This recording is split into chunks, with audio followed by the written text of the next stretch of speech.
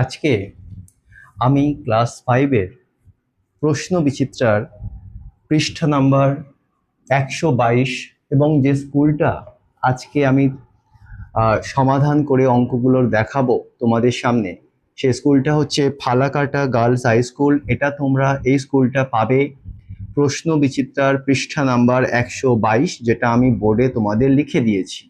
তোমরা এই Falakata girls high school, এই স্কুলটা তোমরা খুলে এই পৃষ্ঠা নাম্বারে তোমরা এই অঙ্কগুলো প্র্যাকটিস করবে এবং এই অঙ্কগুলো কিভাবে করতে হয় সেটা আমি তোমাদের আজকে সমাধান করে আজকে ক্লাসে দেখিয়ে দেব। সামনেই তোমাদের পরীক্ষা, আর হাতে গোনা মাত্র কয়েকটা দিন।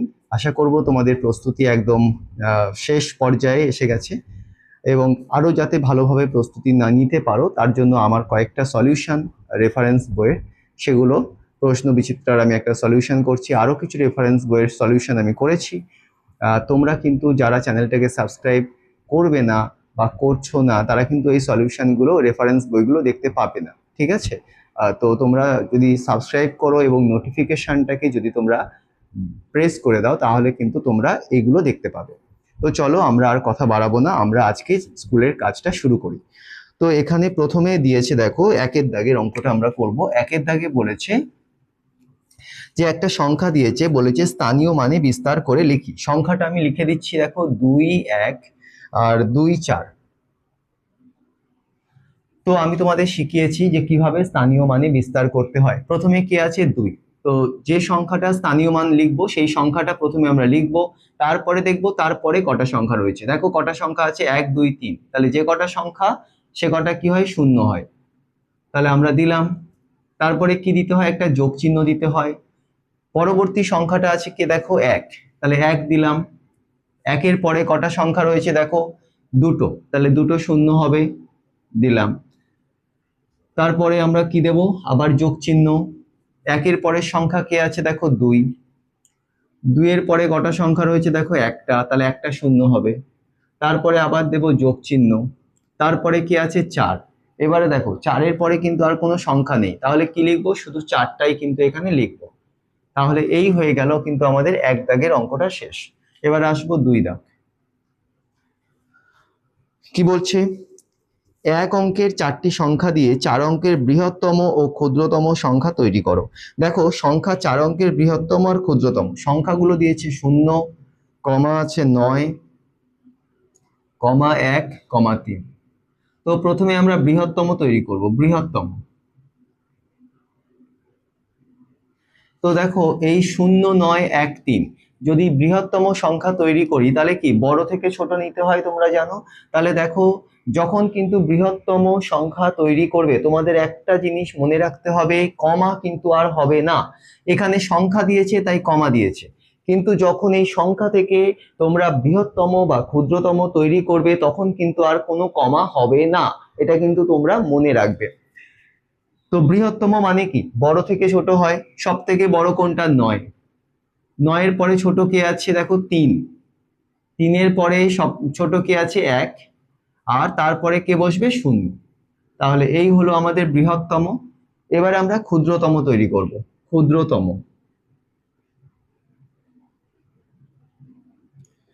দেখো ক্ষুদ্রতম মানে কি, ছোট থেকে বড়।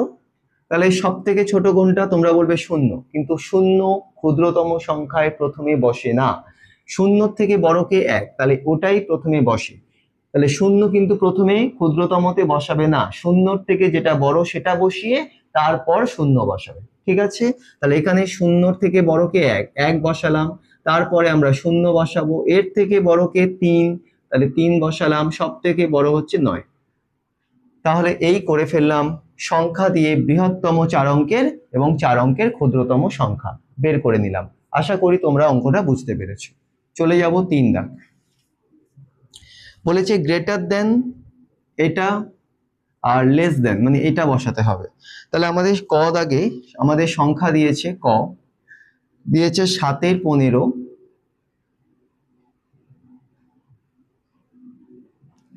আর দিয়েছে 4-এর 15, আর খ দাগটাও তুলে দিই আমি। খ দাগে দিয়েছে 20-র 53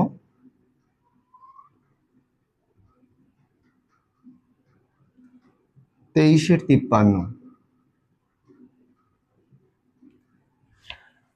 এবারে তোমরা বলো, যে বড় সে কি করবে? ছোটকে তীর মারবে, আমি শিখিয়েছি তোমাদের। আর যে ছোট সে কি করবে? সে বড় থেকে তীর খাবে, তাই তো? তাহলে দেখো, 7-এর 15 এই কথাটার মানে কি? 15টা ভাগের মধ্যে 7 ভাগ, তাই তো? আমি শিখিয়েছিলাম। 4-এর 15 কথার মানে কি? 15 ভাগের মধ্যে 4 ভাগ। এবারে তোমরা নিজেরাই বলো, 15 ভাগের মধ্যে 7 ভাগ আর 15 ভাগের মধ্যে 4 ভাগ কোনটা বড়? নিশ্চয়ই তোমরা জানো 15 ভাগের মধ্যে 7 ভাগ বড়। অবশ্যই। আমি যদি একটা কেককে 15টা টুকরো করে তার 7টা টুকরো একজনকে, আরেকটা কেককে 15টা টুকরো করে তার 4টে টুকরো আরেকজনকে দিই, তাহলে কে বেশি পেলো? যে 7টা পেলো সে বেশি পাবে। তার মানে কোনটা বড়? 15 ভাগের মধ্যে 7 ভাগ। তাহলে এ বড় মানে কি করবে? এ ছোটকে কি করবে? তীর মারবে। বোঝা গেল? এবারে পরেরটা, 20-র 53, 23-এর 53। এটার মানে কি? 20-র 53 মানে কি? 53 ভাগের মধ্যে 20টা ভাগ। 23-এর 53 মানে কি? 53 ভাগের মধ্যে 23টা ভাগ। তার মানে কে বড় তোমাদের বুঝতেই পারছো। 53 ভাগের মধ্যে 20 ভাগ আর 53 ভাগের মধ্যে 23টা ভাগ। তার মানে বড় কে? 53 ভাগের মধ্যে 23 ভাগ, এ বড়। তার মানে যে বড় সে কি করবে? ছোটকে তীর মারবে, মানে এ তীর মারলো। এই হয়ে গেল কিন্তু আমাদের 3-এর দাগের অঙ্ক শেষ। এবার আমরা চলে আসবো 4-এর দাগের অঙ্কে বলছে দেখো, 1 থেকে 50-এর মধ্যে মৌলিক সংখ্যাগুলি লেখো। এখানে একটা জিনিস তোমাদের মনে রাখতে হবে, মৌলিক সংখ্যা বলতে কি বোঝো? আমি তোমাদের লিখেও দিয়েছিলাম এবং আরেকবার বলে দিই, যেসব সংখ্যাকে আমরা কেবলমাত্র 1 এবং সেই সংখ্যা ছাড়া অন্য কোনো সংখ্যা দিয়ে ভাগ করা যায় না, আমি লিখিয়েও দিয়েছিলাম তোমাদেরকে। তোমরা যদি আগের ক্লাসগুলো ফলো করো তাহলে নিশ্চয়ই তোমরা ওই ক্লাসটা দেখতে পাবে। মৌলিক সংখ্যা হলো সেই সব সংখ্যা যেসব সংখ্যাকে আমরা 1 এবং সেই সংখ্যা ছাড়া অন্য কোনো সংখ্যা দিয়ে ভাগ করতে পারি না। যেমন ধরো, আমি যদি বলছি 2, তাহলে 2কে আমরা কি করতে পারি? 1 দিয়ে ভাগ করলে হয়। আর 2কে আমরা 2 দিয়ে ভাগ করতে পারি, তাই না? আর কি কোনো সংখ্যা দিয়ে 2কে ভাগ করতে পারি? পারি না। তার মানে 2টা হলো কি? মৌলিক। তাহলে এমন সংখ্যা, যেসব সংখ্যাকে আমরা 1 এবং সেই সংখ্যা দিয়ে ছাড়া অন্য কোনো সংখ্যা দিয়ে ভাগ করতে পারবো না, সেগুলোই কিন্তু হলো মৌলিক সংখ্যা। এবং এবারে তোমাদের বলেছে 1 থেকে 50-এর মধ্যে মৌলিক সংখ্যাগুলি লেখো। তাহলে 1 কিন্তু মৌলিকও না, যৌগিকও না, ঠিক আছে? তাহলে 1 থেকে 50-এর মধ্যে চলো আমরা লিখে ফেলি। দেখো, 2 মৌলিক হবে, 2 এর পরে কমা কমা দিয়ে, 2 এর পরে 3 হয়, 3 এর পরে 5 হয়, 5 এর পরে 7, 7 এর পরে 9 হবে না, 10 হবে না, 11, 11-র পরে হবে 13, 13-র পরে 14, 15, 16 হবে না, 17, 17-র পরে হবে 19, 20, 21 হবে না, 22 হবে না, 23। দেখো, যতগুলো সংখ্যা আমি লিখছি এগুলো সবই কিন্তু 1 এবং ওই সংখ্যা দিয়ে যাবে, আর কিন্তু কোনো সংখ্যা দিয়ে ভাগ যাবে না, ঠিক আছে? মানে মৌলিক সংখ্যা হতে গেলে তার শর্ত একটাই, যে 1 এবং সেই সংখ্যা দিয়ে ভাগ যাবে, অন্য কোনো সংখ্যা দিয়ে ভাগ যাবে না। 23, 23-এর পরে 25 হবে না, 25-এর পরে 27, 3 9 27 হবে না, 27, 29, 29-এর পরে হবে 31, 31-এর পরে 33 হবে না, 35 হবে না, 37, 37, 39 হবে না, 3 13 39 হয়, 39, 41, 43, 43-এর পরে 47, 49 হবে না, কারণ 49-কে 7 দিয়ে ভাগ করা যায়, আর 50 তো হবে না। তাহলে এই কটা কিন্তু হলো মৌলিক। 2 3 5 7 11 13 17 19 23 29 31 37 41 43 47। তাহলে 1 থেকে 50-এর মধ্যবর্তী মৌলিক সংখ্যা হলো এই কটা। আবার এই প্রশ্নটা কিন্তু অন্যভাবেও আসে, যে 1 থেকে 50-এর মধ্যে কতগুলো মৌলিক সংখ্যা আছে? তখন তোমরা বলবে 1 2 3 4 5 6 7 8 9 10 11 12 13 14 15, 15টা। তাহলে 1 থেকে 50-এর মধ্যে মৌলিক সংখ্যা কটা? এই প্রশ্নও কিন্তু আসে, তখন তোমরা কি বলবে? 15টি। বোঝা গেল? এটা কিন্তু মনে রাখবে তোমরা। চলে যাব আমরা পরের অঙ্কে, 5-এর দাগ। কি বলছে? ঊর্ধ্বক্রম এবং অধক্রমে লেখো। আমি সংখ্যাগুলো আগে তুলে দিই, কি কি আছে। 85,212, 85,232, 85,265, 85,280, তাহলে প্রথমে এই সংখ্যাগুলো দিয়েছি, ঠিক আছে। তো প্রথমে আমরা বের করব ঊর্ধ্বক্রম, তারপরে আমরা বের করব অধক্রম, ঠিক আছে। ঊর্ধ্বক্রম মানে কি? ঊর্ধ্ব মানে ওপরে উঠছি, তার মানে ছোট থেকে বড়। আর অধ মানে কি? ওপর থেকে নিচে নামছি, বড় থেকে ছোট। এটা কিন্তু মনে রাখবে। তাহলে আমরা ঊর্ধ্বক্রমটা লিখবো। ঊর্ধ্বক্রমে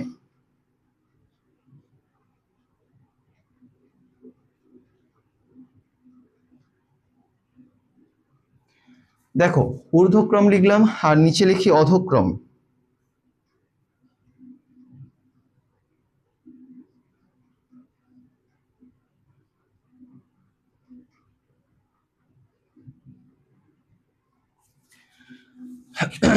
তো দেখো ঊর্ধ্বক্রম মানে কি? ছোট থেকে বড়। তার মানে দেখো আমি তোমাদের এই ট্রিকটা তোমাদের শিখিয়েছিলাম। দেখো প্রতিটা জায়গায় কিন্তু 85 85 85 85 করে আছে। তাহলে আমরা 85টাকে কি করব? সাইড করে দেব, ছোট থেকে বড়। দেখো ছোট কে? 212। এর মধ্যে কোনটা ছোট? দেখো 212, 232, 265, 280। তাহলে সব থেকে ছোট কে? দেখো 212। তার মানে এটা কি? আমরা প্রথমে লিখবো 85 212, তোমরা কমা কমা দেবে। তাহলে এটা হয়ে গেল, সরিয়ে দাও। এরপরে ছোট কে আছে? এর থেকে বড় কে আছে? দেখো 232, 265, 280। তাহলে এর থেকে বড় আছে কে? 232। তাহলে এটা লিখবো 85 232। এবারে দেখো 85টাকে কেন সাইড করলাম? চারটে সব সংখ্যার মধ্যে কিন্তু 85 আছে, তাই আমাদের সুবিধার জন্য 85টাকে আমি সরিয়ে রাখলাম। তিনটে সংখ্যা নিলাম, 3 ডিজিট নাম্বার। তাহলে 212, 232, 265, 280। এটা করলে আমাদের অঙ্কটা অনেকটা সহজ হয়ে যায়। তাহলে সব থেকে ছোট কে? 212। তাহলে 85 তো লিখবই, কারণ 85 সব কটাতেই আছে। তাহলে 85 লিখলাম। তাহলে সব থেকে ছোট 212, 212 থেকে বড় কে? দেখো 232, এটা লিখলাম। তারপরে 232 হয়ে গেল। এবার এই দুটোর মধ্যে এর থেকে বড় কে? 265। তাহলে 85 265। আর সব থেকে বড় কে? 85 280। তাহলে এই তোমাদের হয়ে গেল কিন্তু ঊর্ধ্বক্রম। আর একবার ঊর্ধ্বক্রম হয়ে গেলে অধক্রম করাটা খুব সোজা। বড় থেকে ছোট মানে আমরা এদিক থেকে রিভার মানে পিছনে আসবো। মানে প্রথমে লিখবো কোনটা? দেখো এদিক থেকে পিছনে, আমরা তো সামনে এগোলাম। অধ মানে কি? বড় থেকে ছোট। মানে একবার আমরা ওপর থেকে, নিচ থেকে ওপরে উঠলাম, এবারে উঠে আবার ওপর থেকে নিচে নামছি।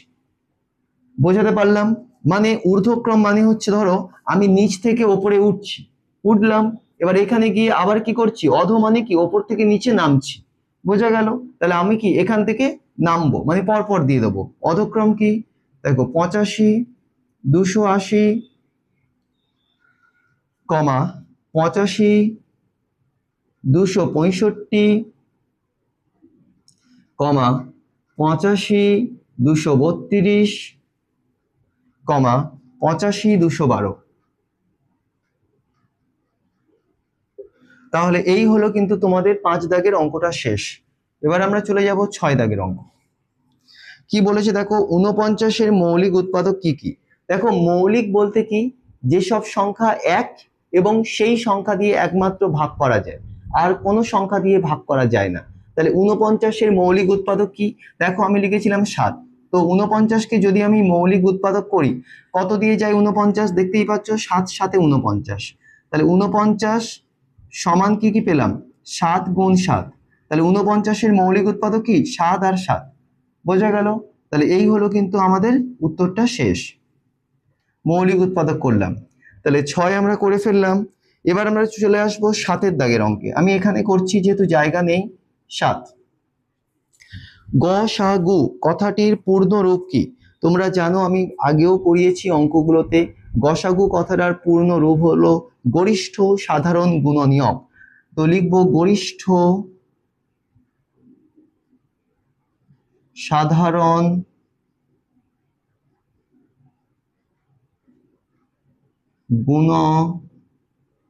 গুণনীয়ক। তাহলে এই হলো কিন্তু তোমাদের 1 থেকে 7 পর্যন্ত অঙ্ক। আশা করব এই স্কুলের অঙ্কগুলো তোমরা যতটুকু করালাম তোমরা বুঝতে পেরেছো। যদি তোমাদের কোনো স্কুল, তোমরা যদি আমাকে কমেন্ট করতে পারো যে স্যার এই স্কুলটা করিয়ে দিন প্রশ্ন বিচিত্রা, তাহলে আমি করাবো।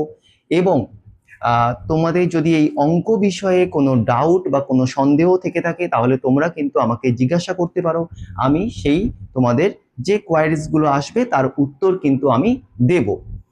তো এবারে আমরা চলে যাব পরবর্তী অঙ্কগুলোতে।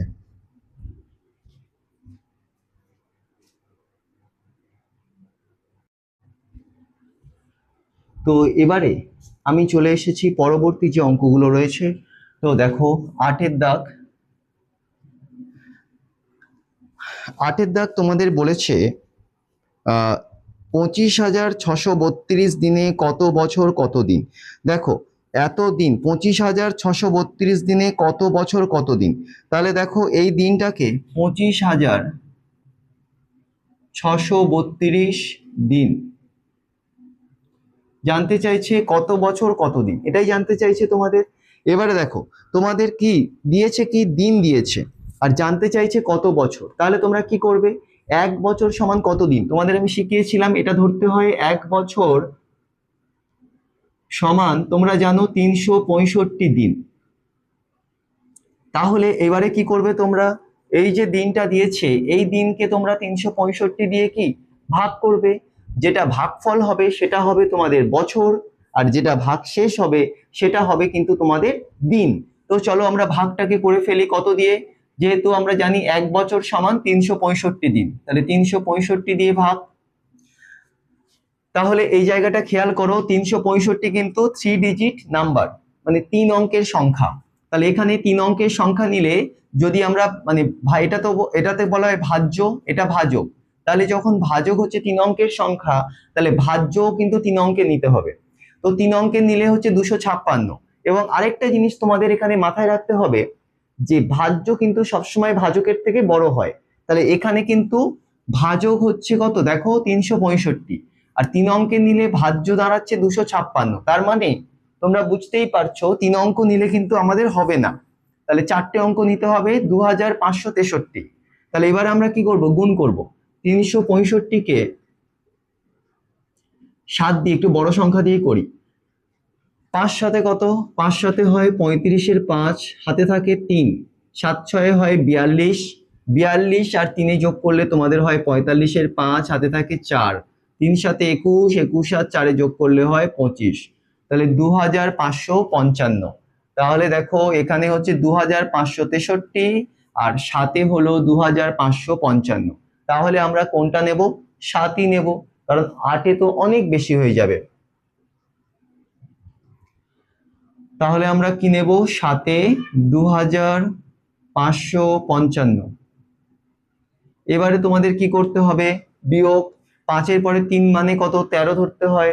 5-এর পরে 13 কত ঘর বলো তো, 5-এর পরে গোনো, 5-এর পরে 6 7 8 9 10 11 12 13, তো 8, হাতে থাকে কত 1, 5 আর 1 কত 6, 6 6 মিলে গেলে কি হয় 0, কোনো দাম নেই।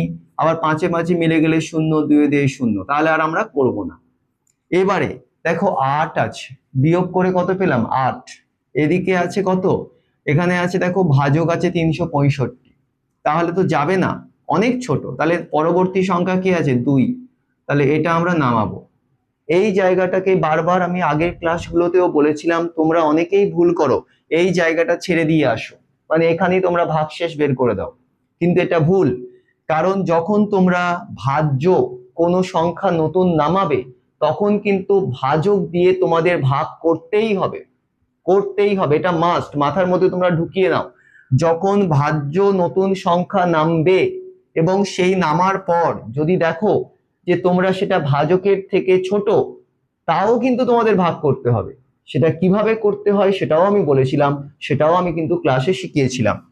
দেখো এখানে 82 ভাজ্য আর এখানে ভাজক আছে 365, অনেক ছোট। যদি 365 একে করি 365 হবে, সেটাও কিন্তু অনেক বড় হয়ে যাচ্ছে ভাজ্যর থেকে। কিন্তু একটা জিনিস তোমরা মনে রাখো, কোনো সংখ্যার সাথে যদি আমি 0 গুণ করি, 7-এর সঙ্গে 0 গুণ করলে কত হয়, 0 হবে। একই রকম ভাবে 365-র সঙ্গে যদি আমি 1 গুণ করি কত হবে, 365। কিন্তু যদি আমি 365-কে 0 দিয়ে গুণ করি তাহলে কি আর 365 হবে, 0 দিয়ে গুণ করলে কত হবে, 0 হবে।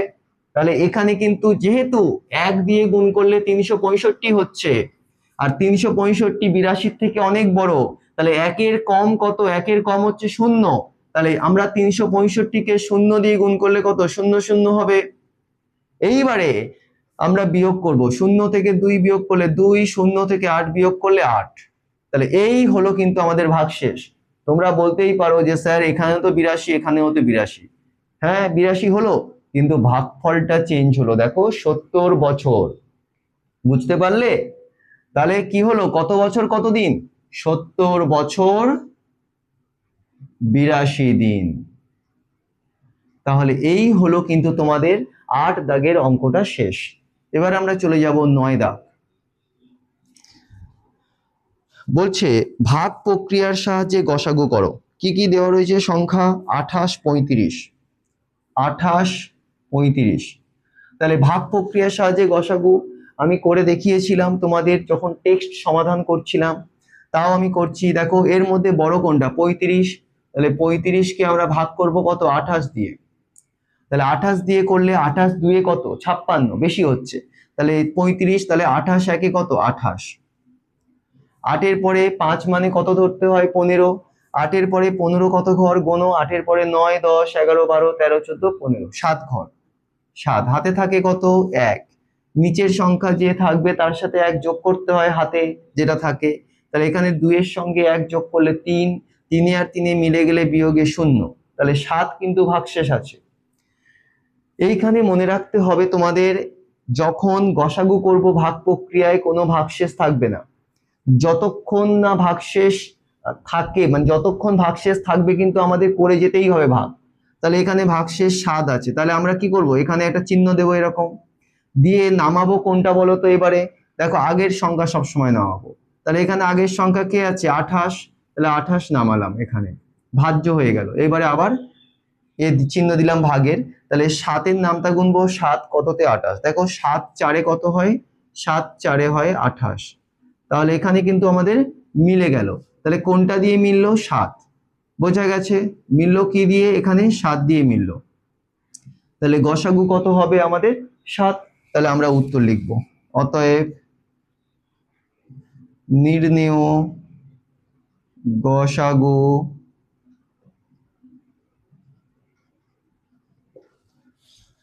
এই হলো তোমাদের 9 দাগের অঙ্কটা শেষ। এবারে চলে যাব আমরা 10 দাগের।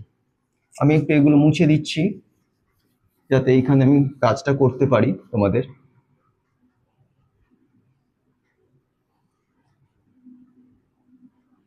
10 বোর্ডটা একটু ছোট তাই আমি পাশে করে দিচ্ছি। 10 দাগ বলেছে গুণফল নির্ণয় করো। কি দিয়েছে? 5103 গুণ 13। তাহলে আমরা গুণটা করব, গুণ 13। তাহলে প্রথমে কি করব আমরা? একটা সংখ্যা দিয়ে ওপরের সবগুলো গুণ করব। তাহলে প্রথমে কি নেব? 3টা নেব। 3 3-এ গুণ করলে কত হয়? 9। 3 0-এ কত হয়? 0। 3 1-এ কত হয়? 3। 3 5-এ কত হয়? 15। বোঝা গেল? এবারে কি দেব আমরা? গুণ চিহ্ন নিচে দেব। দিয়ে পরবর্তী যে সংখ্যা আছে, 3 দিয়ে তো গুণ হয়ে গেল, পরের সংখ্যা কি আছে? 1। 1 দিয়ে গুণগুলো করব ওপরের সংখ্যাগুলো সব। তাহলে 1 3-এ কত হয়? 3। 1 0-এ কত হয়? 0। 1 1-এ হয় 1। 1 5-এ হয় 5। এবারে কি করব? এবারে আমরা যোগ করব। আমি তোমাদের সুবিধার জন্য এখানে যোগ চিহ্নটা দিয়ে দিচ্ছি, ঠিক আছে? এবারে যোগ করব। 9 বসে গেল। 3 আর 0 যোগ করলে হয় 3। 3 আর 0 যোগ করলে 3। 5 আর 1-এ যোগ করলে হয় 6। 5 আর 1-এ যোগ করলে হয় 6। তাহলে এই হলো কিন্তু আমাদের উত্তরটা শেষ। তোমরা লিখবে অতএব নির্ণেয় গুণফল সমান এত। ঠিক আছে, লিখতেই পারো। এবারে চলে আসবো আমরা 11 দাগ। আচ্ছা এটা একটু ইংলিশে দিয়ে দিলাম, আমি এটা বাংলা করে দিই 10 আর এটাকে বাংলা করি 11। তো এবারে 11 দাগে বলছে বিয়োগ করো। একটা বিয়োগ দিয়েছে, বিয়োগটা আমি তোমাদের তুলে দিই। 35,225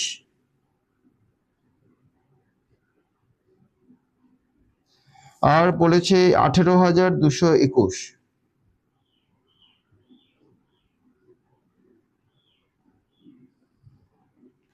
এবারে বিয়োগটা আমরা করব। দেখো 1-এর পরে 5 কত ঘর বলো তো? 1-এর পরে 5 হয় 4 ঘর। আর বিয়োগে 2 দিয়ে মিলে গেলে কত হয় 0, আবার 2 দিয়ে মিলে গেলে কত হয় 0। আর নিচে বিয়োগে তারপরে আছে 8, ওপরে 5। তাহলে ওপরে যখন ছোট সংখ্যা থাকে তাহলে 5টাকে কত ধরবো আমরা, 15 ধরবো, তাই না? তাহলে 8 এর পরে 15 কত ঘর বলো তো? 8 এর পরে 15 হয় কত? 7 ঘর। হাতে থাকে 1, একে একে 2, 2 এর সঙ্গে 2 এর পরে 3 কত ঘর? 2 এর পরে 3 হচ্ছে 1 ঘর। তাহলে এই হলো কিন্তু আমাদের উত্তরটা শেষ।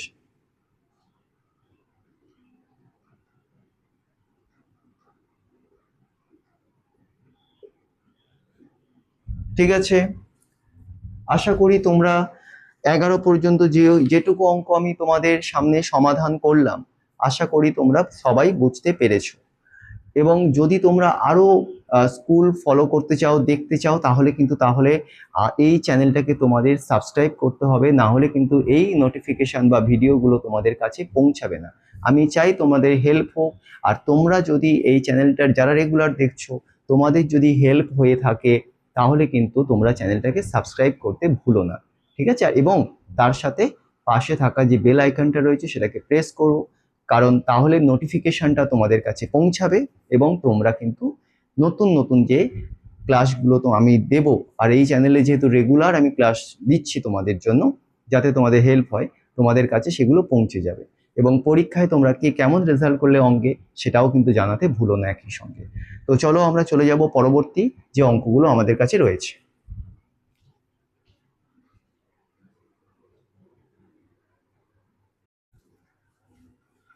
তো এবার আমি চলে এসেছি তোমাদের 12 দাগের অঙ্কে। এখানে বলেছে একটা মান নির্ণয় করো। তো আমি অঙ্কটা তুলে দিই তোমাদের। কি আছে? 8 এর 25 যোগ 2 এর 25 যোগ 7 এর 25। দেখো, এটাকে মান নির্ণয় করতে বলছে। তাহলে দেখো, সব 25 25 25 সব হর। তাহলে 25 25 25-এর লসাগু করলে কত হবে? 25ই হবে। 25কে তোমরা প্রথম ভগ্নাংশের হর 25 দিয়ে ভাগ করলে 1, 1-এর সঙ্গে ওপরে যে লব আছে তার গুণ করলে কত হয়? 8-এর গুণ করলে হয় 8, যোগ চিহ্ন দেবে। দ্বিতীয় ভগ্নাংশের হর আছে 25, আর এখানে লসাগুর মান 25, তো 25কে 25 দিয়ে ভাগ করলে হয় 1, 1-এর সঙ্গে ওপরের লব 2, তার গুণ করলে হয় 2, যোগ তৃতীয় ভগ্নাংশের এখানে লসাগু রয়েছে 25, তৃতীয় ভগ্নাংশের হরও 25, তাহলে লসাগুর মানকে হর দিয়ে ভাগ করলে কত হবে? 1, 1-এর সঙ্গে ওপরের লব রয়েছে 7, তার গুণ করলে হবে কত? 7। তাহলে এবারে দেখো নিচে কত লসাগুর মান রয়েছে। দেখো লসাগুর মান পেয়েছি আমরা 25। এবারে আমরা যোগ করব, 8 আর 2 যোগ করলে হয় 10, 10 আর 7 হয় 17। দেখো এটা হচ্ছে একটা প্রকৃত ভগ্নাংশ, কারণ লব ছোট হর বড়, কিন্তু আর কাটাকুটি যাবে না। আর যেহেতু প্রকৃত ভগ্নাংশ, আমরা এটাকে ভাগও করতে পারবো না। অপ্রকৃত ভগ্নাংশ থাকলে তখন আমরা ভাগ করতাম।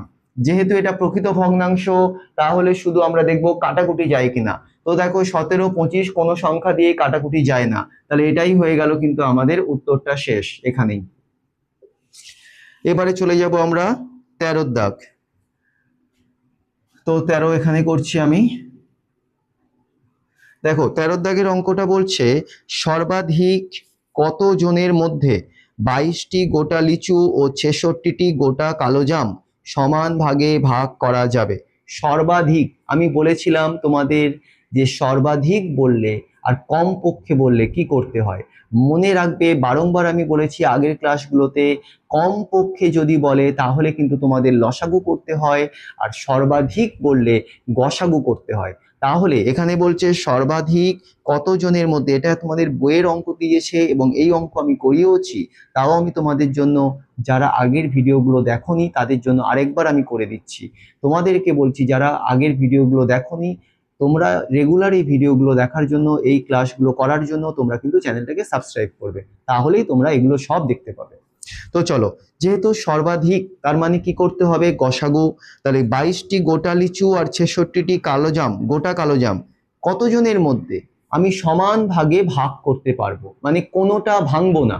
তো সর্বাধিক কতজনের মধ্যে 22টি গোটা লিচু আর 66টি গোটা কালোজাম সমান ভাগে আমি ভাগ করতে পারবো, তার মানে কি করতে হবে? গসাগু। তোমরা বুঝতেই পারছো। যেহেতু অঙ্কের মধ্যে সর্বাধিক কথাটা বলে দিয়েছে। এবারে তোমরা বলতেই পারো, প্রশ্ন করতে পারো, স্যার ভাগ পদ্ধতিতে গসাগু করব না উৎপাদকের পদ্ধতিতে করব? As your choice. তোমরা যদি মনে করো উৎপাদকে করবে, উৎপাদকে করতে পারো। তোমরা যদি মনে করো ভাগ পদ্ধতিতে করবে, ভাগ পদ্ধতিতে করতে পারো। আমি দুটোই তোমাদের শিখিয়েছি, উৎপাদকও করা শিখিয়েছি কিভাবে গসাগু করতে হয়, ভাগ পদ্ধতির মাধ্যমেও শিখিয়েছি কিভাবে গসাগু করতে হয়। এবারে অ্যাজ ইওর চয়েস, যেটা তোমাদের মনে হবে সুবিধা সেটা তোমরা করতে পারো। আমি এখানে করব ভাগ পদ্ধতিতে, ঠিক আছে? তো 22 ও 66 গসাগু, তাহলে 22 ও 66 এর গসাগু এবারে আমরা করব। দেখো বড়কে 66, তাকে ভাগ করব কত? 22 দিয়ে। তাহলে 22 যদি দিয়ে ভাগ করি, তাহলে 22 দুয়ে কত? 44 হয়। 22 তিনে কত? 22 তিনে হয় 66। তোমরা গুণ করে দেখে নেবে। তাহলে দেখো, আমি বলেছিলাম যে যখন ভাগ প্রক্রিয়ায় গসাগু করব, ভাগ শেষ থাকলে হবে না, ভাগ শেষ থাকবেই না, আমি একটু আগেও তোমাদের বলেছি। তাহলে এখানে কোনটা দিয়ে মিললো বলো তো? 22 দিয়ে। তাহলে এখানে গসাগুর মানটা কত? 22। ঠিক আছে, তাহলে অতএব আমরা লিখবো নির্ণেয় গসাগু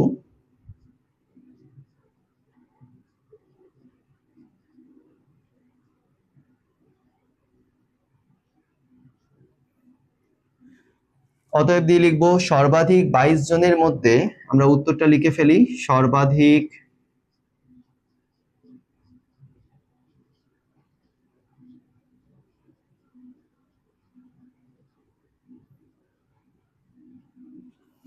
22টি গোটা লিচু ও 66টি গোটা কালোজাম,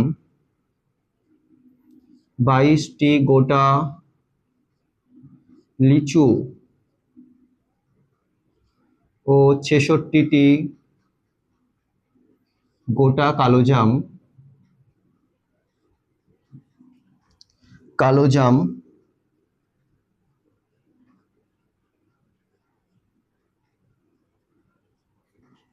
সমান ভাগে ভাগ করা যাবে।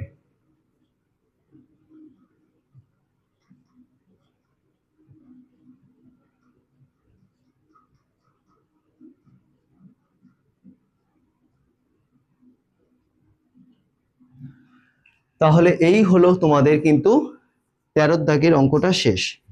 আর একটা তোমাদের অঙ্ক আছে 13 দাগের, অথবা এটাও তোমাদের কিন্তু বইয়ের অঙ্ক। যারা আগের ক্লাসগুলো দেখোনি তাদের জন্য আমি এই অঙ্কটা করছি। তোমাদের যদি এই চ্যানেলটা ভালো লেগে থাকে, আজকের ক্লাসটা ভালো লেগে থাকে, তো আমার যে পরিশ্রম, তোমরা কিন্তু চ্যানেলটাকে সাবস্ক্রাইব করো ভালো লাগলে। এবং আমি তোমাদের কমেন্ট যদি থাকে, কোনো অঙ্ক বিষয়ে কোনো সমস্যা থেকে থাকে, তোমরা সেটা জানিও। ক্লাস কেমন লাগছে তোমরা ফিডব্যাক দিও। তোমাদের ফিডব্যাক আমার কাছে ভেরি ইম্পর্টেন্ট, এবং তাহলে আমি বুঝতে পারবো। যদি তোমাদের ফিডব্যাক পাই আমারও ভালো লাগবে, খারাপ ভালো যেটাই লাগবে তোমরা ফিডব্যাক করো। তো চলো, আজকে তো যারা আমার আগের ক্লাসগুলো দেখোনি তাদের জন্য আজকে আমার শেষ অঙ্ক এই স্কুলের, অর্থাৎ 13 দাগের, অথবা এই অঙ্কটা করিয়ে আজকের ক্লাস আমি শেষ করব।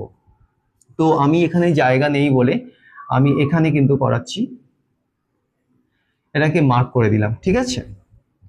তো 13 অথবা,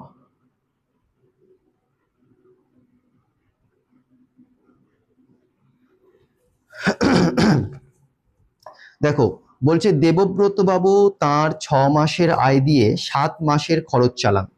দেবব্রত বাবু, ভালো করে বুঝবে, এটা বইয়ের অঙ্ক দিয়েছে। দেবব্রত বাবু তার 6 মাসের আয় দিয়ে 7 মাসের খরচ চালান, মানে 6 মাস যে টাকাটা ইনকাম করেন 7 মাস সেটা খরচ করে দেন। তার মাসিক খরচ 14,270 টাকা হলে 6 মাসের আয় কত? কি জানতে চাইছে? আয়। তাহলে দেখো, সে 6 মাস যে টাকাটা আয় করছে সেটা দিয়ে 7 মাস খরচ করছে। তার প্রতি মাসে খরচ বলেছে এখানে কত? 14,270 টাকা প্রতি মাসে খরচ। তাহলে তার 6 মাসের আয় কত? তাহলে 7 মাসে যে টাকাটা খরচ করছে সেটাই তো সে 6 মাসে আয় করছে। কারণ এখানে তোমাদের বলেই দিয়েছে যে 6 মাসের আয় দিয়ে 7 মাসের খরচ চালান। তার মানে প্রতি মাসে তার বলেছে খরচ কত? 14,270 টাকা। তার মানে সে কত মাস খরচ করছে? 7 মাস।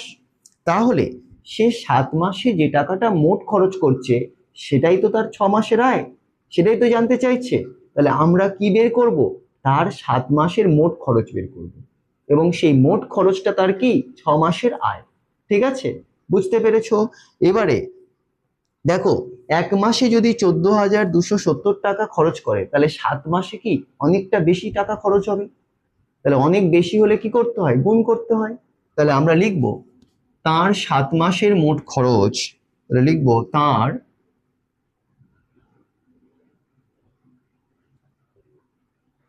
7 মাসের মোট খরচ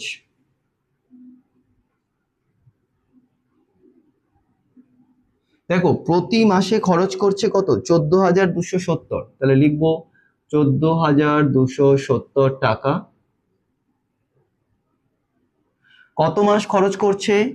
7 মাস। তাহলে 7 দিয়ে আমরা গুণ করে দেব।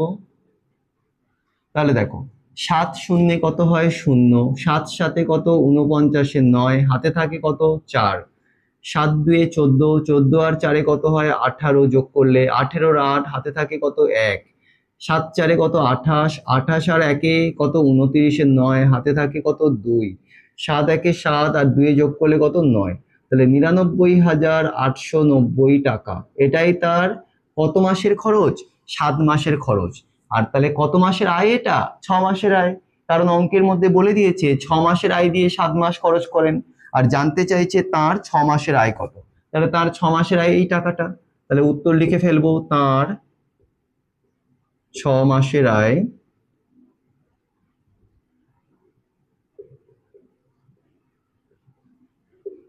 99,890 টাকা। তো এই হলো আজকের আমাদের একটা স্কুল আমি শেষ করে দিলাম। যেহেতু তোমাদের পরীক্ষা একদম আর সময় নেই, তোমরা ভালো করে বাড়িতে মনোযোগ দিয়ে অঙ্ক করো, ক্লাসগুলো ফলো করো যদি তোমাদের ভালো লেগে থাকে।